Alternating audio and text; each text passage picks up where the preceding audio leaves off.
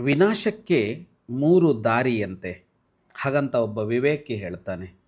ಯಾವುದದು? ಅನಾದಾಯಿ ವ್ಯಯಂಕುರ್ಯಾತ್, ಅಸಹಾಯಿ ರಣಪ್ರಿಯ, ಆತುರಸ್ಸರ್ವಭಕ್ಷೀ ಚ ನರ ಶೀಘ್ರಂ ವಿನಶ್ಯತಿ.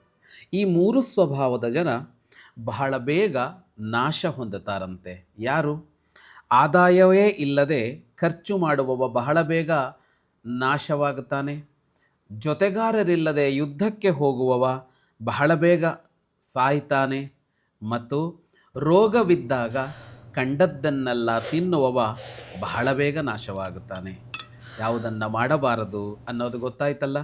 ಖರ್ಚು ಮಾಡಬೇಕು ಅಂತ ಅಂದರೆ ಅದಕ್ಕೆ ದಾರಿ ಹುಡುಕೊಳ್ಬೇಕು ಆದಾಯದ್ದು.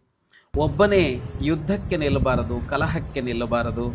ತನಗೆ ಸಹಾಯಕರಾದ ಯೋಗ್ಯ ಜನರನ್ನು ಸೇರಿಸಿಕೊಂಡೇ ಯುದ್ಧಕ್ಕೆ ಹೋಗಬೇಕು. ಯಾವುದೇ ರೋಗ ಬಂದಿರಲಿ, ಯಾವುದನ್ನು ತಿನ್ನಬೇಕು, ಯಾವುದನ್ನು ತಿನ್ನಬಾರದು ಅನ್ನುವ ಪಥ್ಯವನ್ನು ಅನುಸರಿಸಬೇಕು. ಶುಭಂ ಭೂಯಾತ್.